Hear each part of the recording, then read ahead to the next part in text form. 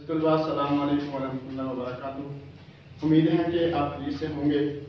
عزیز بچوں، ہم نے غزل شروع کیا تھا اور پریویس لیکچر میں آپ کو غزل نمبر 1 پڑھائی کی تھی، جو کہ خواجہ میر داد کی لکھی ہوئی غزل ہے۔ تو اسی سلسلے کو آگے بڑھاتے ہوئے آج ہمارا لیکچر نمبر 21 ہے، جس میں ہم خواجہ میر داد کی دوسری غزل کے بارے میں پڑھیں گے۔ تو اس غزل جو ہے، اس میں ہماری جو دوسری غزل ہے وہ شاعر کا نام خواجہ میر داد ہے، اور مطلع غزل جو ہے، غزل کا جو پہلا مطلع ہے وہ کیا ہے کہ شاعر کہتا ہے، کیا فرق داغ گل میں کہ جس گل میں بو نہ ہو، کس کام کا وہ دل ہے کہ جس دل میں تو نہ ہو۔ تو اس غزل کے مطلع کو دیکھتے ہوئے ہمارے ذہن میں ایک بات جو گردش کرنا شروع کر دیتی ہے، وہ یہ کہ شاعر نے اس مطلع میں ہی حمدی انداز اختیار کیا ہے اور ہمیں اللہ تعالیٰ کی ذات کے بارے میں آگاہی فراہم کرنے کی کوشش کی ہے۔ تو آئیے ہم شروع کرتے ہیں کہ شاعر اس غزل میں ہمیں کیا بتانا چاہتا ہے۔ تو غزل کا جو پہلا مطلع ہے، اس میں شاعر کہتا ہے کہ کیا فرق داغ گل میں کہ جس گل میں بو نہ ہو، کس کام کا وہ دل ہے کہ جس دل میں تو نہ ہو۔ عزیز بچوں، اس شعر کے اندر داغ کا لفظ اس نے استعمال کیا ہے۔ داغ سے مراد زخم ہے۔ جب انسان کے جسم پر کوئی زخم جو ہے آتا ہے تو وہ زخم جب بھر جاتا ہے، اس کے بعد چھوٹا سا نشان رہ جاتا ہے۔ اگر ہم اس نشان کو دیکھیں، اس کو دیکھنے کے بعد ہمیں نہ تو خوشی ہوتی ہے اور نہ ہی ہم غمگین ہوتے ہیں، یعنی کہ ہماری جو دل کی کیفیت ہے وہ ایک جیسی رہتی ہے۔ اور دوسرا جو لفظ اس نے استعمال کیا ہے وہ گل کا استعمال کیا ہے۔ گل سے مراد پھول ہے، ٹھیک ہے، اور پھول کے اندر جو ہے خوشبو ہوتی ہے، جس کی وجہ سے ہم اس کے پاس جاتے ہیں، اس کے قریب جاتے ہیں، ٹھیک ہے۔ تو اس شعر میں شاعر کہتا ہے، اس نے شاعر نے حمدی انداز اختیار کیا ہے، کہتا ہے کہ جس میں شاعر اپنے محبوب حقیقی سے مخاطب ہو کر کہتا ہے، کیا میرے رب تو میرے دل میں اس طرح بسا ہوا ہے کہ جس طرح پھول میں خوشبو ہوتی ہے۔ خوشبو جو ہوتی ہے، نہ تو ہم اس کو جو ہے ماپ سکتے ہیں اور نہ ہی اس کا وزن کر سکتے ہیں، اور جس طرف جاتی ہے وہ پھیلتی ہی جاتی ہے۔ اور جیسے جس طرح پھول میں خوشبو نظر نہیں آتی، اس طرح تو اس کائنات میں ہر جگہ موجود ہے مگر ہمیں نظر نہیں آتا۔ تو اس کائنات میں ہم صبح شام دیکھتے ہیں کہ اکثر لوگ خدا کو بھول جاتے ہیں اور دنیا کی رنگینیوں میں مست ہو کر جو ہے دنیا کے ساتھ ہی دل لگا کر بیٹھتے ہیں۔ دراصل عزیز بچوں، خواجہ میر داد جو تھے یہ صوفی شاعر تھے، ٹھیک ہے۔ صوفی کا جو بنیادی مقصد ہوتا ہے وہ اللہ کی رضا ہوتی ہے، دنیا نہیں ہوتی۔ مقصد اللہ کا راضی کرنا ہوتا ہے، محبوب حقیقی کو کسی طرح حاصل کرنا ہوتا ہے، پانا ہوتا ہے۔ اس وجہ سے اس نے جہاں پہ ابتدا ہی سے حمدیہ انداز اس شعر غزل کے اندر اختیار کیا ہے۔ تو اس کائنات میں ہم صبح شام دیکھتے ہیں کہ اکثر لوگ خدا کو بھول جاتے ہیں۔ اگر انسان کو ہر طرح کی نعمتیں ملتی رہیں تو وہ خوش رہتا ہے، مگر جیسے ہی کوئی نعمت ضائع ہو جائے، ہم سے چھین جائے، تو انسان کیا کرتا ہے؟ ناشکری کرتا ہے، انسان واویلا مچانا شروع کر دیتا ہے اور فوراً گلے شکوے پر اتر آتا ہے، ٹھیک ہے۔ اور جس طرح داغ کو دیکھ کر نہ تو خوشی ہوتی ہے اور نہ ہی ہمیں خوشبو محسوس ہوتی ہے، اسی طرح وہ دل جس دل میں تو موجود نہ ہو، وہ دل بھی اس داغ کی مانند ہے۔ داغ اور دل میں اگر فرق محسوس کرنا ہو تو پھر اس کا طریقہ یہ ہے کہ جس دل میں یا مولا تو موجود ہے وہ دل بڑے کام کا ہے، اور جس دل میں تو موجود نہیں ہے تو وہ دل بے فضول ہے اور وہ دل بیکار ہے، وہ دل نکما ہے اور داغ کی مانند ہے کہ جسم کو دیکھنے کے بعد ہمیں نہ تو خوشی ہوتی ہے نہ ہی ہمیں جو ہے دکھ ہوتا ہے، ہماری کیفیت ایک جیسی رہتی ہے۔ دراصل شاعر یہ کہنا چاہتے ہیں اس غزل کے مطلع میں کہ جو محبت دل میں اللہ تعالیٰ کی ذات کی ہونی چاہیے، اتنی محبت کسی اور چیز کی نہیں ہونی چاہیے۔ ہر شخص میں خدا کی محبت موجود ہوتی ہے، مگر نیک سیرت لوگ جو اللہ تعالیٰ کے ساتھ جو ہے تن من دھن ہر طرح سے جو ہے دن شب و روز جو ہے اس کی رضا کی خاطر گزارتے ہیں، اللہ کی عبادت و ریاضت کرتے ہیں، اور ان کا دل 24 گھنٹے اللہ کی ذات کی طرف لگا رہتا ہے، وہ نیک سیرت لوگ، وہ اللہ والے لوگ عام افراد کی نسبت اس اللہ تعالیٰ کی ذات کی محبت کو جو ہے زیادہ محسوس کر سکتے ہیں۔ تو یہ اس نے غزل کے پہلے مطلع میں ہمیں بتایا ہے۔ اب دیکھتے ہیں غزل کا جو دوسرا شعر ہے وہ کیا ہے۔ ہوئے نہ حول و قوت اگر تیری درمیان، جو ہم سے ہو سکے ہے سو ہم سے کبھی نہ ہو۔ تو اس شعر کے اوپر غور کرنے سے ہمیں ایک بات تو پتہ چلتی ہے کہ خدا تعالیٰ کی قدرت اور خدا تعالیٰ کی طاقت اور قدرت کے باوجود انسان کچھ بھی نہیں کر سکتا۔ انسان کو اللہ تعالیٰ نے اس دنیا کے اندر پیدا کیا ہے اور اشرف المخلوقات بنا کر بھیجا ہے، اور بے شمار نعمتیں انسان کو عطا کی ہیں۔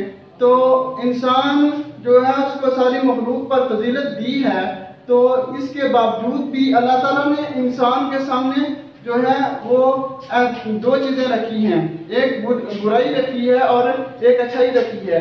اب انسان کو اختیار دیا ہے کہ وہ کون سا راستہ اختیار کرتا ہے۔ تو اسی وجہ سے اس شعر کے اندر میں انسان کی شاعر نے انسان کی بے بسی کو بھی ظاہر کیا ہے۔ حول و قوت سے مراد یہ لفظی مطلب اس کا یہ بنتا ہے کہ طاقت اور قدرت۔ قبو جو ہے اس سے مراد یہ ہے کبھی نہ ہو، ٹھیک ہے۔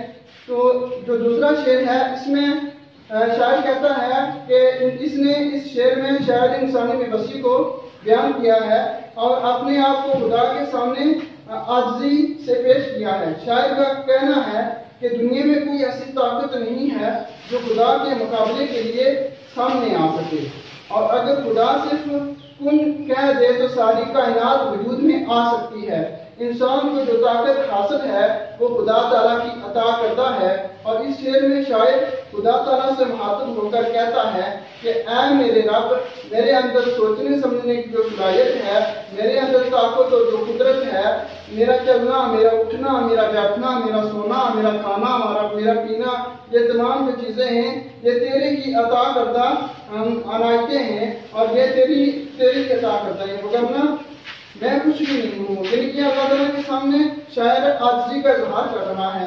اور جس طرح شیر جو جنگلی درندہ ہوتا ہے اس کے پاس طاقت جو انسان سے بہت زیادہ ہوتی ہے، اسی طرح جسامت کے اعتبار سے جانوروں کو دیکھیں تو ہاتھی جو ہے وہ تمام جانوروں سے زیادہ کیا ہوتا ہے، جسامت میں بڑا ہوتا ہے، لیکن یہ دونوں جنگلی درندے اور جنگلی جانور جو ہیں جو اس کے مقابلے میں انسان جو ہے اس کی اہمیت، اس کی قدر و قیمت زیادہ ہے، کیونکہ اللہ تعالیٰ نے اس کو عقل اور شعور سے نوازا ہے۔ لیکن خدا تعالیٰ نے جو قدرت انسان کو عطا کی ہے وہ کسی کی بڑائی میں نہیں ہے، بلکہ یہ جو قدرت ہے یہ خدا تعالیٰ کی عنایت کرتا ہے، ورنہ ہم کچھ بھی نہیں ہیں۔ اس دنیا میں خدا کی مرضی کے بغیر ایک پتا بھی نہیں ہل سکتا۔ سورج، چاند، ستارے سب خدا تعالیٰ کے ساتھ اس کی جو ہے حکم اور مرضی کے مطابق چل رہے ہیں، حکم اور مرضی کے ساتھ کام کر رہے ہیں۔ کوئی بھی جو ہے اپنے پیمانے سے نکلنے کی ضرورت نہیں کر سکتا۔ اگر خدا کی کرم نوازی انسان پر نہ ہو تو انسان ایک سانس بھی نہیں لے سکتا۔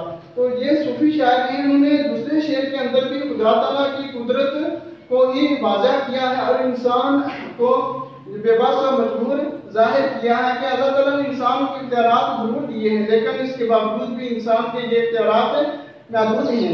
اس کی مثال میں آپ کو دیتا ہوں کہ اگر انسان سنتا ہے تو اس کی سماعت محدود ہے، اگر انسان دیکھتا ہے تو اس کی بصارت محدود ہے، اگر انسان چلتا ہے تو اس کا چلنا محدود ہے۔ اس کے مقابلے میں اللہ تعالیٰ کی سماعت، اللہ تعالیٰ کی جو بصارت ہے وہ انسان سے کئی گنا زیادہ ہے اور لامحدود ہے، ٹھیک ہے۔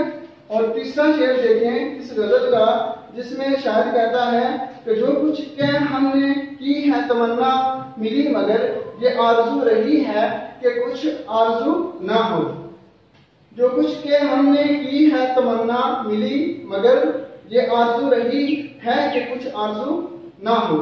تو اس شعر کے اندر شاعر نے آرزو کا اظہار کیا ہے۔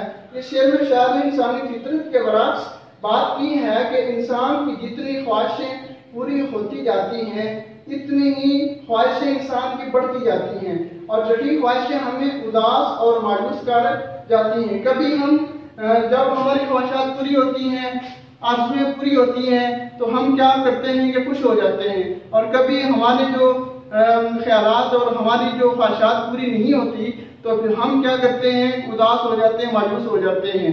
ٹھیک ہے، تو اسی نقطے کو شاعر نے جو بیان کر کے ہمیں بات سمجھانا چاہتا ہے وہ کیا ہے کہ یہ خواہشیں ہمیں اداس اور مایوس کر دیتی ہیں کہ حضرت علی رضی اللہ تعالیٰ عنہ کا فرمان ہے کہ میں نے اپنی کامیابیوں سے میں نے اپنی ناکامیوں سے خدا کو پہچانا ہے، جبکہ شاعر اس کو اس طرح سے دیکھ رہا ہے کہ ہم نے جس چیز کی تمنا کی ہے وہ ہر چیز پوری ہو گئی ہے، کیونکہ اللہ تعالیٰ کی ذات جو ہے وسیع خزانوں کی مالک ہے اور اس نے ہمیں ہر نعمت سے سرفراز کیا ہے، جس کی وجہ سے ہمیں کسی بھی آرزو کی، کسی بھی خواہش کی تمنا نہیں رہی۔ اب ہمارا یہ دل چاہتا ہے کہ یہ جو آرزویں ہیں، یہ جو تمنائیں ہیں، یہ بالکل ختم ہی ہو جائیں تاکہ آرزو کا جو سلسلہ ہے وہ منقطع ہو جائے، لیکن ایسا ممکن نہیں ہوتا کہ انسان کے دل میں خواہش پیدا ہی نہ ہو اور ساری خواہشیں ختم ہو جائیں، بالکل، بلکہ ان خواہشات کے سہارے ہی انسان زندگی کی رونق قائم ہے، انسانی زندگی کی رونق قائم ہے، انسانی جو حسن ہے وہ قائم ہے۔ اگر خواہشات سرے سے ختم ہی ہو جائیں تو انسانی زندگی بے رنگ ہو جاتی ہے۔ تو عزیز بچوں، آج کے اس غزل میں ہم نے جو غزل نمبر 2 ہے اس کے 3 اشعار پڑھے ہیں اور آپ نے ان کا مفہوم، ان کی تشریح اور ترجمہ جو ہے اچھے انداز میں آپ نے تیار کرنا ہے، اور اس کے ساتھ خط نمبر 11 اور خط نمبر 12 یہ 2 جو خط ہیں آپ نے وہ بھی تیار کرنے ہیں، کیونکہ ہم 10 خط کر چکے ہیں اور اس کے آگے خط نمبر 11 اور خط نمبر 12 آپ خود پڑھیں گے اور خود ان کو تیار کریں گے۔ اس کے ساتھ اس غزل کے جو 3 اشعار ہیں اور ان کا آپ ترجمہ اور تشریح بھی جو ہے یاد کریں گے۔ اگلے لیکچر کے لیے اللہ حافظ، فی امان اللہ، السلام علیکم۔